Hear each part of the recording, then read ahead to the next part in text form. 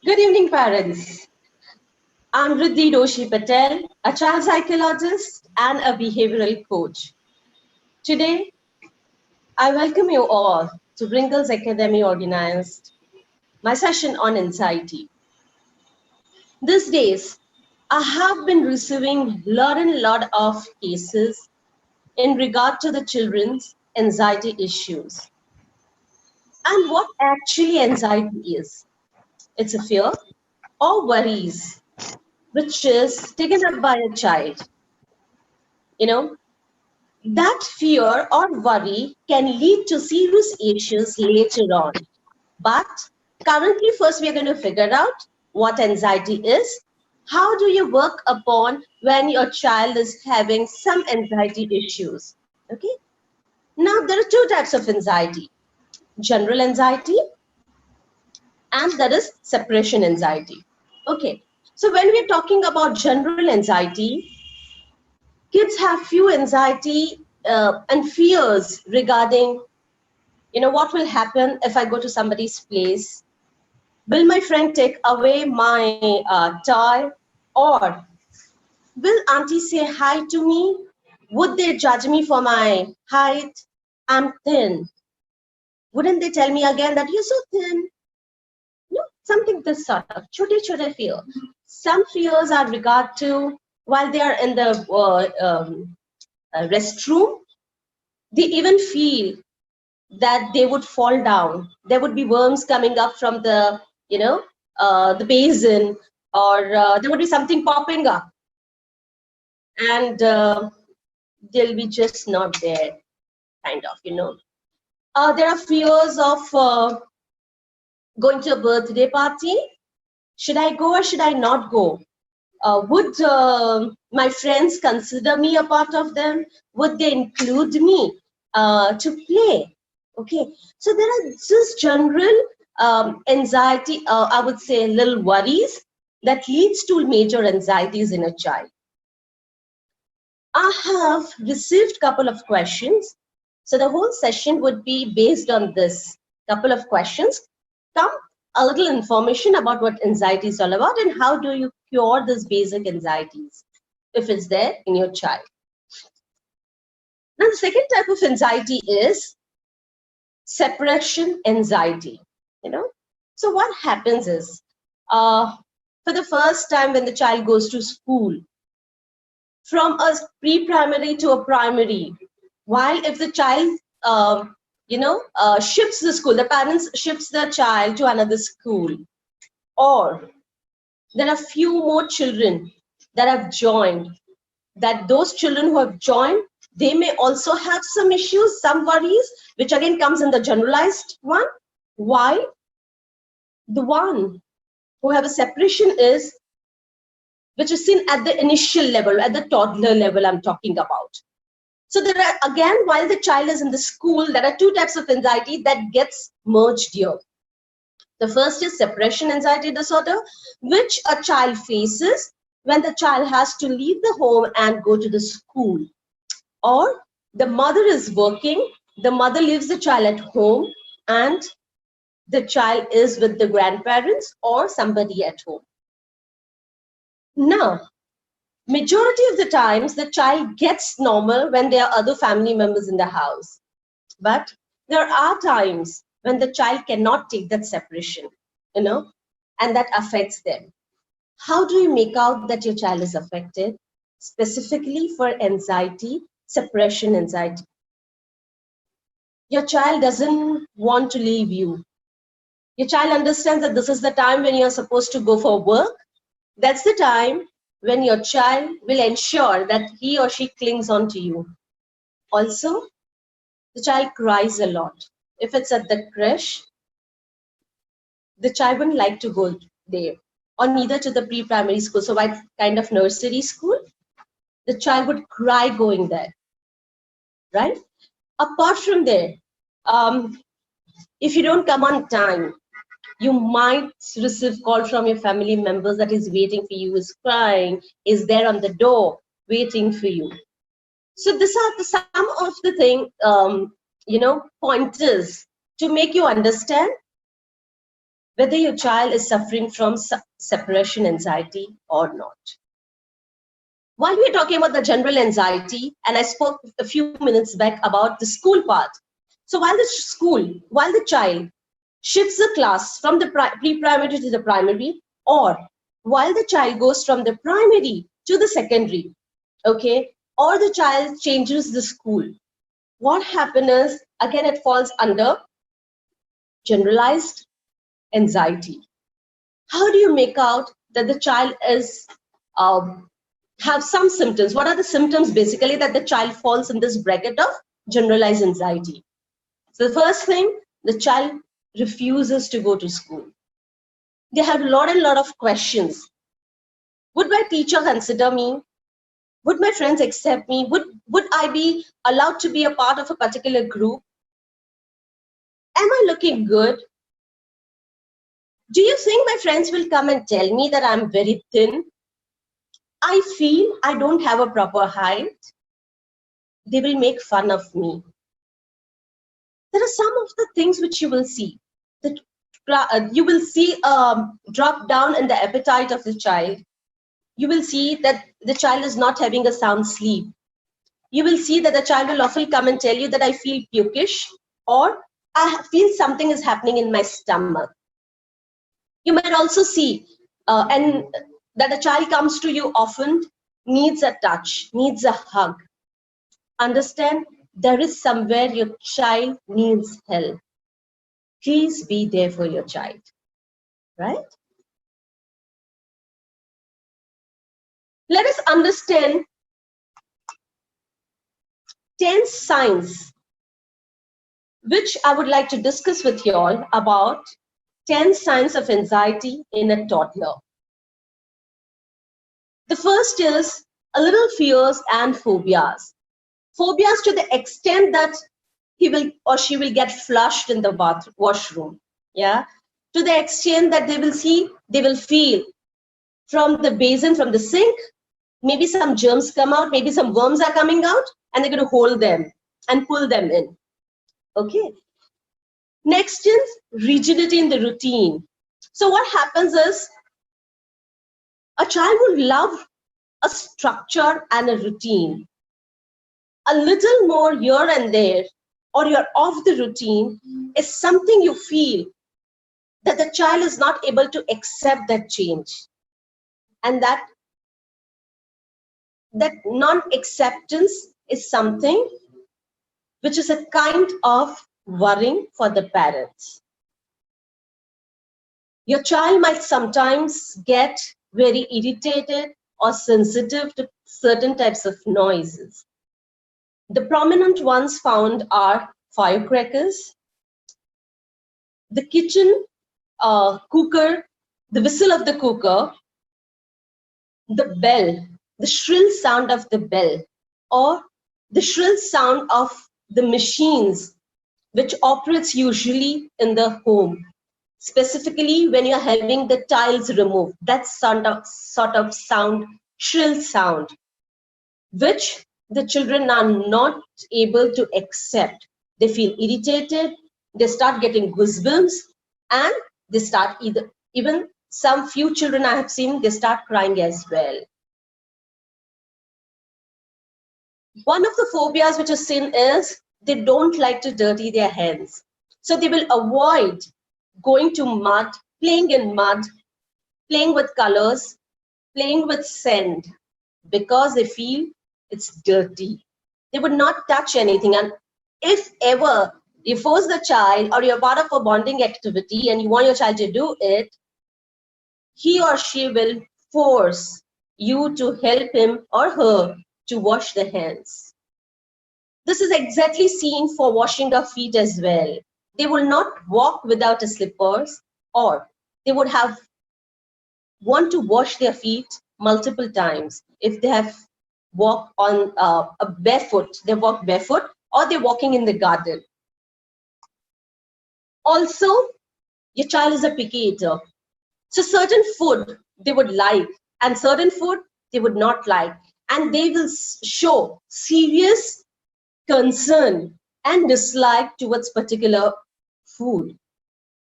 How do you make out? Because while that particular food is cooked, which the child doesn't like, there would be a lot of tantrums issue. You will see the child will come up with a very particular type of tantrum is, I don't want to eat. I have a severe stomach ache and I don't feel like eating. I'm feeling very pukish. I don't want to eat today. I don't like the color of the food. I will not eat the food. I don't like the structure, the shape. I will not eat the food. Get that?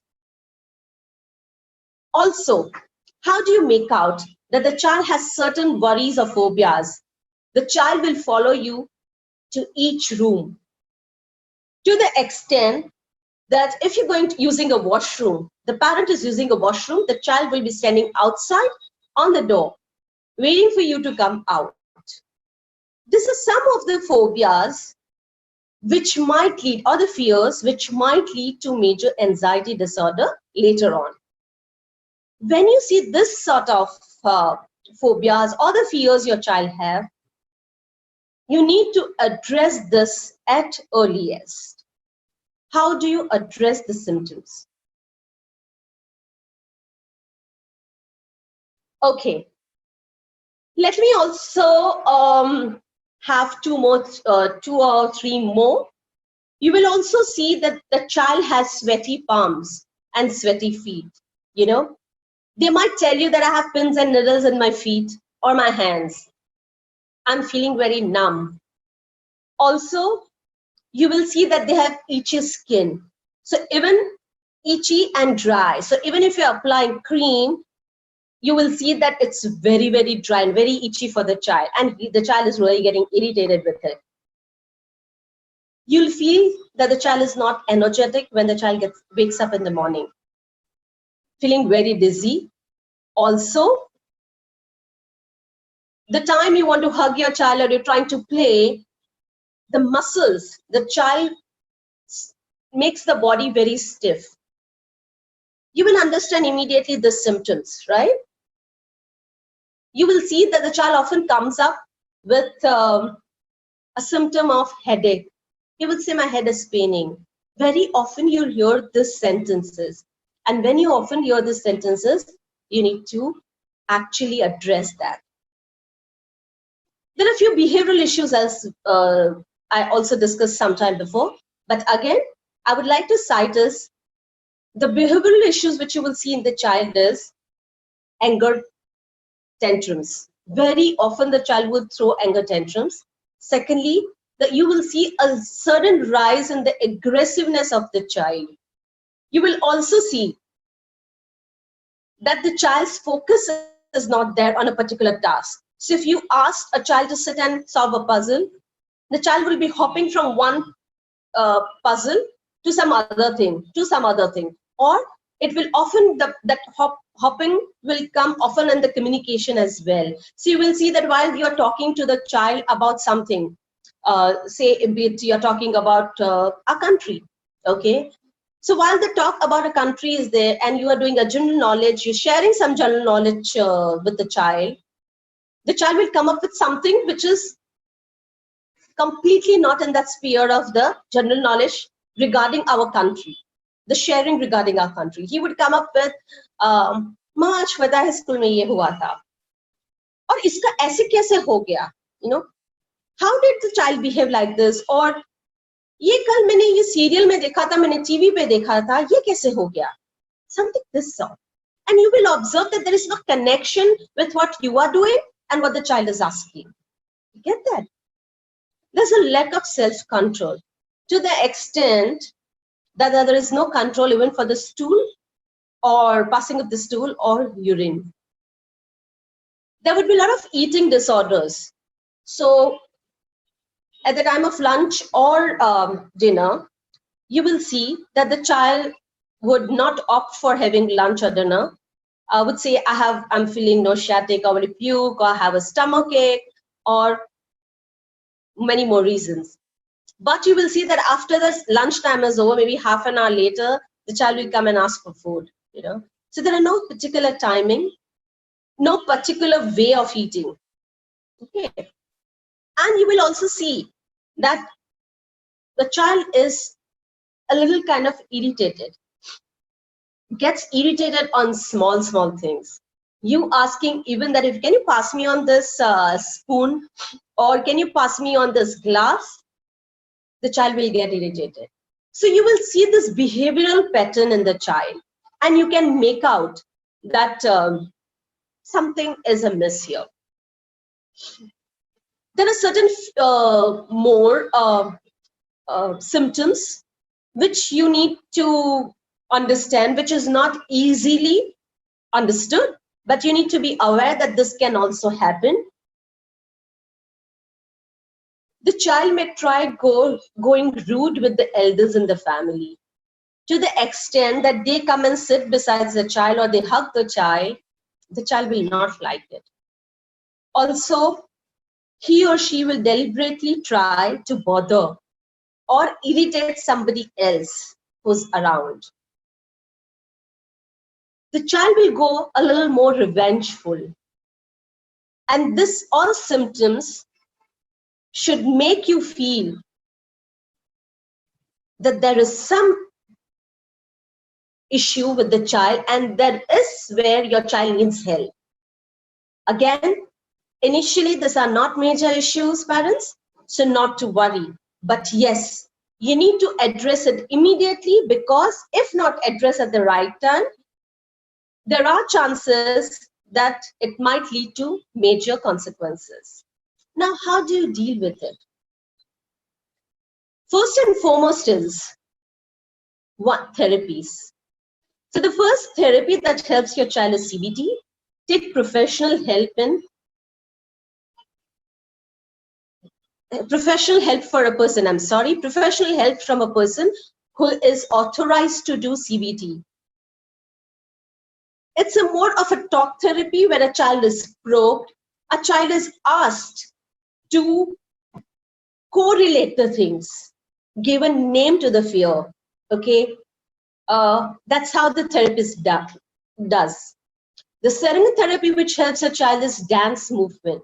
Again, it is nothing related to dance, but yes, it's a movement that you help your child to give out to the feelings or the emotions which the child has at that moment, or the fear, right, or the phobia the child has. This will help the child to understand the fear and let go. So CBT and dance movement, these are two therapies which really help your child in the initial stage. But yes, here you need to take a professional help. Third, what you can do as a parent. Include a lot of touch while you communicate with your child. So include a lot of hugs. While you're talking, take the child's hand in your hand and touch, okay? Touch matters a lot. Now, one of the major phobia or the fear, I would say, which leads to anxiety disorders is the sleep time. The child, when the parent is making the child sleep in its own room and not with the parent, this issue is often seen. The child will not want to sleep alone, because the child will feel that somebody might come, a demon would come, a witch would come. No, these are the common myths what the child has.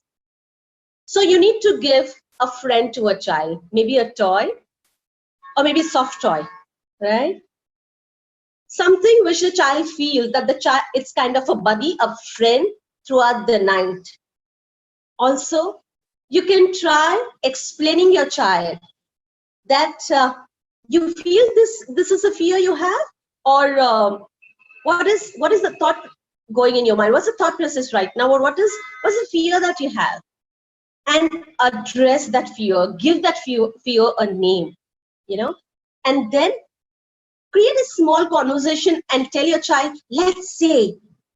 So example, if I name the fear as Mixie, yeah, create a talk or a conversation with your child and say, Mixie, go away. Do you understand? So the child feels good. Mixie, go away. So some of the things which you can have it at your level.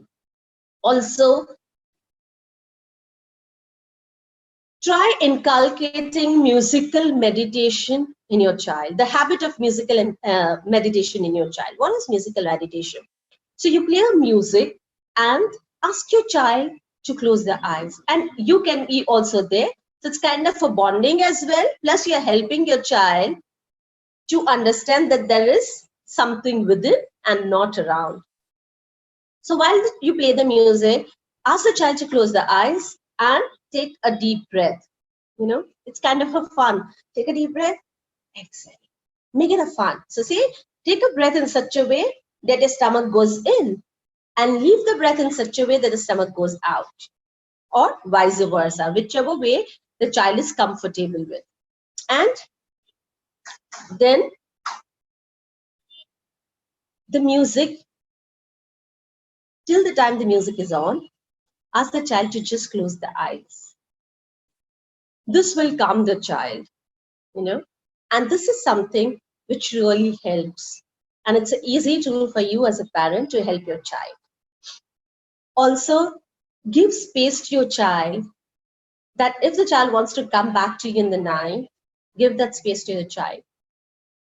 Do not shun the child by saying that you are supposed to sleep in your room and you are not supposed to come to us, even if you need help. Keep that space open. That helps the child, and that gives a sense of confidence. If anything goes wrong, my parents are there to support. So these are some of the easy tips which you can have it with your children. But very important is, when any of the symptoms that I discussed today, if you see in your child, please take professional help. Much, much needed. It's not a taboo at all to consult a psychologist or a counselor or a therapist. Take help and help your child. I hope this session has offered you some easy tips through which you can help your child. And it's not necessary that every child will have anxiety disorders later on, or anxiety issues. It might happen that you might find some fears in the child, but when you address it positively, or when you address it by giving a space to your child and making your child understand that you are there for your child, it might not go to the anxiety level at all. Yeah. Each and every child has certain fears, and it's okay to have a fear. How you help your child to cope up with it is very important. Thank you so much.